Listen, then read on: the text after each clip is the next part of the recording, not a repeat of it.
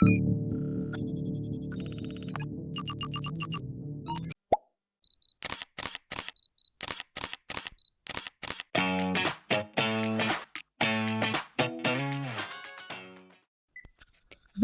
to the SpicyIP Podcast, the Summer School edition. Today, we have with us someone who makes us look at life in a very different way. We have Mr. Sandeep Rathod. Welcome, sir. Hello. Sir is a global general counsel at Piramal Pharma Limited. He's also worked in many other pharmaceutical companies. He's also taught in various universities, including Nalsar and Nirma University. We have a couple of questions for you, sir. Shoot. So being an in-house legal counsel, what advice would you have for students who want to get into in-house pharma? And also, if you could bring about what kind of work you do being an in-house pharma, and also the difference between how it is to work at a law firm and in-house pharma. So let me take the easiest question first. I haven't worked in a law firm as a lawyer. I've given work as a client to them, but I haven't worked as an in-house lawyer except for a very short duration as an intern. Right. And at that time, it was a different era, different time. So maybe I cannot answer the third question, so I've taken it the first. Coming to the first question then, how do students prepare for a career in in-house law departments, not just only pharma? I think what students need to work on is whether it is a 3-year law student or a 5-year law student, in-house does not necessarily need some of the skills that law school students spend a lot of time on. And this is with no taking the shine away from stuff like mooting, for example. I would say that if you are looking at a career in in-house, one of the skills to develop would be to write. And let me clarify what I mean by to write. I'm not looking at you able to write a 15-page paper on a particular topic which has no substance. Right. The in-house counsel's life is about reducing the complexity of questions that the management asks into the simplest possible tasks and answering it in the least number of words without taking substance away. So one key skill that I would want a law graduate to develop before entering an in-house legal department is how to write well with the least amount of words and not a 15-page mini dissertation. So that's one skill what I would want. The other skill which I think none of the law schools prepare for, and which probably even internships do not prepare adequately for, is working in enough in-house legal teams during your internship stays, and not a 3-week or a 2-week stint, but a proper 2 months, 2 months, 3-month stint. So that gives you an idea of what is the day-to-day work that the in-house legal team does and whether it suits your temperament or not. And also critically, what is the firefighting that a legal team in-house does on a daily basis. An intern, while looking at the law firm life, understands what a litigating law firm's life, lawyer's life is, or what a partner's life is. At least, if not a partner, a senior associate's life is in the advisory space. You draft an opinion, you reread the opinion, it goes through 2 revisions. But students wanting to come into in-house life, how many times have they done an internship which is of meaningful period with an in-house team? And I have to take some share of the blame here as an in-house counsel that we don't give enough long-term internship opportunities. And we, as in the entire in-house fraternity, not me alone.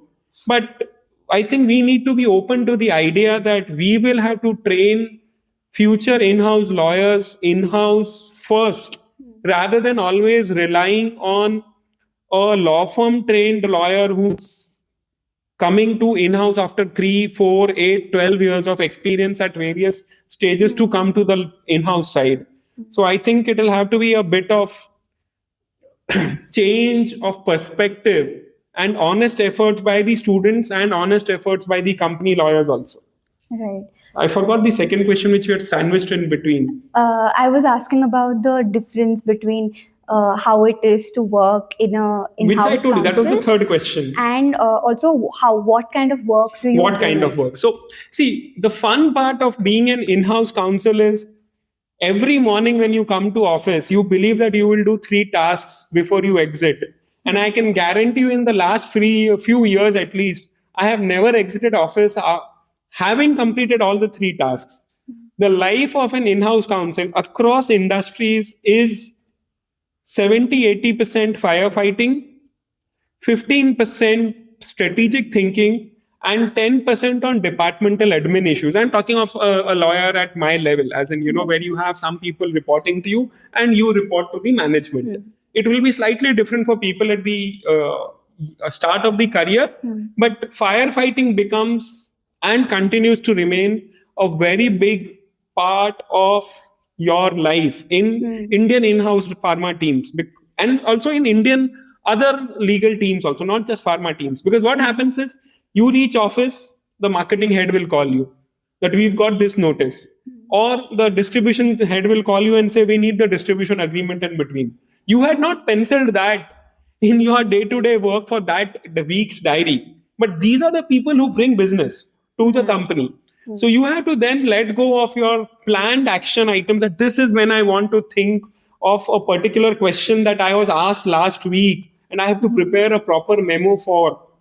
So the in-house counsel's life, whether pharma or other sectors, because I have friends from other sectors, majorly is about daily doing a lot of firefighting while being able to successfully deliver on the strategic thinking bits also. So that's the only way I would put it, without sharing more secrets and not letting people think of coming to in-house legal teams. Right. You mentioned about strategic thinking. Yeah. Connected to it, in your sessions at the SpicyIP Summer School, a lot of things that you said made the students and all of us think a lot more than what we just learn usually in law schools. So, on that respect, how do you think? What do you think about interdisciplinary studying, and in respect of having the knowledge of business and other aspects outside of law, which would help the student in a better way when they come out of a law school? So I'll start with certain caveats. I am a 3-year law graduate. I am not very close to people my age who've done 5 years, because at that time 5 years was less rampant and less available. There were very few law schools in the early 2000s where you could do a 5-year law course. But I think that for strategic thinking, I believe that the 5-year law program as it is done today in the country is not the right fit. Right. And I have absolutely not mincing any words on it. Trying to reduce this further, for example, the two main programs, that is the BA LLB program and the 5-year equally BBA LLB program. Let's take the later introduced, and in my eyes, what could have been done better, the BBA LLB program. I haven't seen most proper so-called 5-year law schools have good accounts or costing or tax teachers during the first 3 year parts when the students are supposed to be learning the BBA subjects. So then in my eyes, it is a hoodwinking of the students and the hoodwinking of the future employers, whether it is the law firm side or the in-house side. When a law school claims that I have trained these people for 5 years on a mix of commerce subjects and mix of law subjects, and they understand the basics of accountancy. I'm being very frank here. I haven't seen enough law school BBA graduates, LLB graduates, who can, if not balance the balance sheet as we BCom graduates call it, but at least reach the balance sheet from the original trial balance to trading and profit and loss account to reaching the balance sheet. So I think that structure has failed. While the law schools may not want to admit, it has failed. The current crop of BBA LLB students that come to us during internship or for asking for a full-time role, they are not able to give us the value of a proper 3-year BCom and then a 3-year LLB graduates. You could also take it with my declared conflict of interest that I am a proper 3-year BCom graduate and then a proper 3-year LLB graduate. So I have to declare that conflict. I'll also say the same thing for people who have done the BA LLB program. Uh, and this is limited to the people I have met in the last few years, younger students, I would say. The advent of more easily available recyclable material on Google and now in ChatGPT has reduced the sharpness of students to write what was expected of humanities students, the ability to think differently. So it was expected that a 5-year BBA LLB graduate would be able to empathize more with the question of law, questions of jurisprudence, and craft an argument, and then learn the legal subjects in the 3rd, 4th, 5th year and become a better lawyer. As I mentioned about the BBA LLB program, I have the same views on the BA LLB program. For a very large margin of students, it has not served the purpose. Again, repeating my conflict of interest, you could call it in the simplest terms, sour grapes or whatever. But I don't think that the students are getting the right foundation in a majority of law programs for a majority of the students. You could argue that one student from a particular law college has been able to crack the roads, etc. If we look at roads cracking as a measure of success, or one student in 800 BBA LLB graduates from 3 different universities is able to actually do a balance sheet balance. I don't think that can be the measure of success. The measure of a BBA LLB lawyer should be if he comes on day one also to a normal 138 discussion with the business team and the legal head. Is he understanding what happened? That, okay, products were sold, an invoice was raised, an invoice then, how does it impact the sales of the company in the terms of books of accounts? What does it mean when a account goes into bad debts? Because the lawyer is only thinking from the post-check bouncing stage. He's okay, the business team has come to the legal team today, a check has bounced, I have to draft the in-house notice for the 138. But the BBA LLB programs have at least very honestly not taught them how to look at beforehand what it means of what is the impact in the books of accounts and in the tax records for a check bouncing. Let's take the reverse. If in a 2nd year or a 3rd year situation, when you get money back from a bad debt account, how do you account for it? What are the implications for it? Similarly, what is the impact of a particular entry not being allowed under tax laws? Right. And like, for example, students here would realize the MSME Act has certain requirements that payments from companies be made to MSMEs within 45 days. If not, what happens? A lawyer in the in-house team should at least have the basics that, okay, what does it mean? Not just the impact that, okay, you are now in violation of the MSME Act. That is the easiest thing to say. But the lawyer who's done a 5-year BBA LLB program should be able to say that, okay, this was not paid to an MSME enterprise. And because it was not paid, what is the impact in the books of accounts? What is the book in the impact in the tax books? That becomes an inadmissible expenditure, etc. So I believe that students are being shortchanged because of the way the current training is given to BBA LLB and BA LLB students. If this training has to be sharpened further, we will need a lot more professors, a lot more detail-oriented professors. So both quantity and quality will have to increase on the teaching side. And also we will need students to become a lot more serious on the first 3 years of the 5-year program. This idea that I will also during these first 3 years go to this mood, that mood, write this paper, write that paper. You ultimately have only 24 hours as a student. Most of you would be doing the BBA LLB or BA LLB programs from outside your house. This would be your first way outside your homes, majority. If you look at the new established corporate universities, most students there are from, in that sense, a hostel segment there. Right. So you have finite amount of time. You are not taking the best care of your health. But because of FOMO around you, you want to do 3 publications in the first semester itself after 12th standard. You want to do the top end moot courts in the 2nd year itself of the 5-year course. Otherwise, you think you've not achieved anything in life. I think students will have to undergo a radical rethinking and let go of FOMO. Hmm. The academic coordinators will also have to radically rethink how they deliver education and how they assess. Right. If you get people who will be able to be good at accounts in the second year of the 5 year program, they will also be good in-house lawyers at the end of the 5 year program, because they will understand what the head of distribution is saying when he's saying that a particular transaction has gone bad or a particular warehouse has been sealed.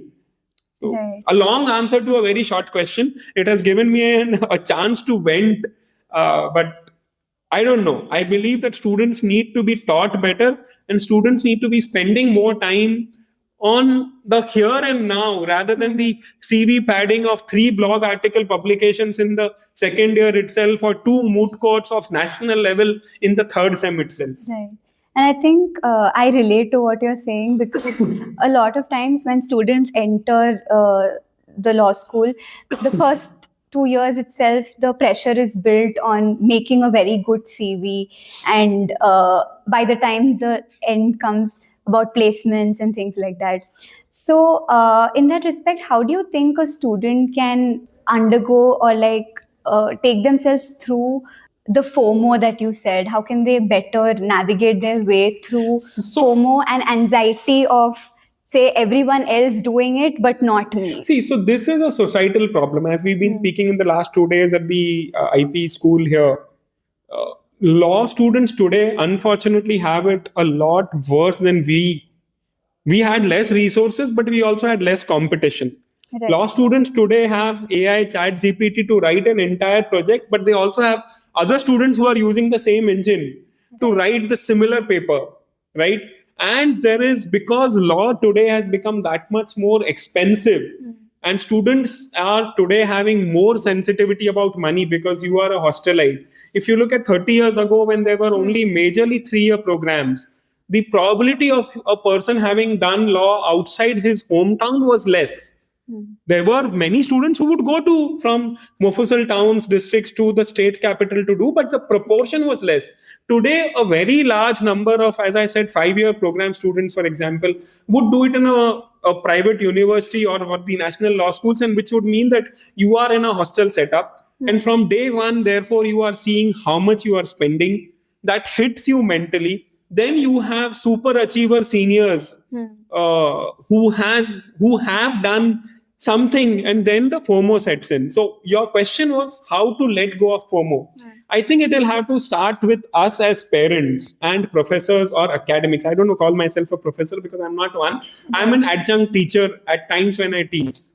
I think we'll have to first be ready to acknowledge that these people have taken the decision of law before even becoming a voter. Right? Right. Most people enter the 5 year program before they have become 18. For us as parents, adjunct professors and professors, to expect that the entire batch of how many thousand 5 year students will churn out top quality essay material or top quality answers, which 20, 30 years ago would have become average BCom or average BA graduates because there weren't enough 5 year programs. So we have to first reset our expectations. Then comes the issue of expectations between students. As I said earlier, I have a lot of empathy and sympathy for the students today because I genuinely think they have a tougher life. You are in a hyper competitive environment, much larger class size, too many universities in metro cities. So a city like Bangalore or Bombay will have multiple reasonably expensive and reasonably branded 5 year law program, so that much competition around you. Even if you don't want to think of FOMO, somebody on your LinkedIn group or your Insta group or whatever WhatsApp group will say, "Arey, from that law school, he's already going to one moot in the third sem itself." Coming again and again to that example, or his article got published in some place or like SpicyIP, etc. No, or he won that moot. He won. Winning is separate. Winning does require a lot more efforts, but that is at the end. The process of entering moots itself requires a lot more time to be taken from your day-to-day studies. You are just coming away for the first time from your family. Your food is not being taken care of as much as your parents would take care. You are not taking care of your health. Plus, you are having FOMO. So let go of FOMO. Please realize one thing. And this is a plus 40-year-old telling people who are under 20. A large part of your life will happen to you. You be ready for what comes to you. Don't try to think as an 18, 19-year-old that you can control everything. It is very naive. I'm not using the word foolish, I'm using the word naive. It is very naive, and maybe naivety is what gets us the mad, crazy scientists and mad, crazy lawyers also. But it is very naive of people to believe at 18, 19 years old that I will do this and I will change that and etc. Completely. Having aims, ambitions, dreams is good, but getting flown in that ocean because you see everybody else doing the same surfing on that ocean wave, I don't think that helps anybody in any profession. You've chosen a profession. A profession takes decades of foundational knowledge. You look at surgeons. A MS surgeon will not be even a basic surgeon before age 30. You will become lawyers at age 22, 23 in the 5-year program, right? That MS surgeon will after 30 also spend few years honing his skills under an expert surgeon. And only post 35 will he start becoming a well-known surgeon in that district and start making good money. Let's be also honest, money is an important criteria. Now, for you 5-year graduates to think that by age 22, I am going in a top tier law firm because one person in my previous batch did it. You are competing with 120 students in the class. What makes you think you will crack it? And is the end of life at age 22 if you don't get that one law firm job? No. So start understanding that a lawyer's career today, just like it was 40 years ago, you look at any of the legal stalwarts of today, people whom you respect or people who have expired in the last 20, 30 years, Soli Sorabji, Nani Palkhiwala, whatever, you read their autobiographies or biographies. They were not necessarily the most fantastic lawyers at age 23, 24 when they did their law programs. So why do you want to crush everything into a 140-second tweet or a 30-second TikTok reel or an Insta reel for that matter? Life for you lawyers will be longer than for us and much longer than people who passed careers before us. So invest your time in reading, developing your reading skills, comprehension skills, analytical skills, and let go of the FOMO that if I don't get the first tier 1 law firm job at age 22, then I'm done for and I'm not worth living. Let it go. A lawyer's life should ideally start after 30 in terms of them getting professional recognition, just like a doctor. Why do you think that a doctor should be 30 plus when you want a consultation from an expert doctor, but you want a top tier recognition in a law firm role before 25 itself? Look at other professions, develop patience and develop a positive outlook. I think those things will work for any professional foundation. Right. Thank you so much, sir. It was a great conversation. And I think to a lot of students who are in this stage of choosing a career or choosing what comes after law, I think these words will definitely make a difference to them. See, I'll tell this. This has been very polite, but for those who have seen Munna Bhai, there's that dialogue in Munna Bhai, Majjani life, right? You guys have chosen law, as I just said a few minutes ago, at a very early stage of your life, as in just in 12th standard, you in fact started preparing for CLAD before 12. So basically at 15 years of age, you thought ki I want to become a lawyer, right? So don't rush things. Enjoy the process of reading. That's why you don't study law, you read law. Enjoy the process of reading law over the few years. Tell yourself that you are investing so early in a career because that is a career that takes so much longer to fruition. And I think you'll have a nice life. You'll enjoy the process of being a lawyer daily much more than trying to let yourself get hooked that the first ranker and the second ranker in my law college division is now a partner at a tier 1 firm, and what am I doing here? Right. Enjoy, work hard, enjoy. things will be all right. So process more than outcome. I have till now realized one thing, that if the process has been well set, 9 times out of 10, the outcome will also satisfy you. It may Right. not be the outcome that you originally intended, but the satisfaction of the outcome will still be fairly high. Right. So develop a robust process. Don't try to think that you can do everything in 30 seconds or 40 seconds, and you'll be good lawyers and be good human beings. You are becoming a professional. The respect that a professional gets in life, say against a businessman or somebody else, a businessman versus an artist versus a professional. An artist gets respect because he brings unknown things to life, right? A professional, at least a knowledge-based professional like a lawyer or a tax practitioner or a chartered accountant, gets respect because you reduce confusion, or at least the idea should be. And that is why we are lawyers, as lawyers called counsel.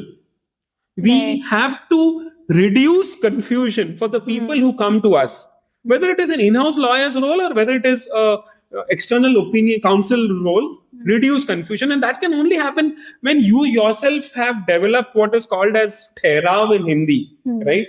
You have to be still water for a very long time. Develop your skills, develop patience, develop reading, let go of FOMO. You will become good lawyers, and read SpicyIP. Thank you so much, sir. Thank you. It was a pleasure great having interacting. you. And yes, it was a pleasure talking to you too.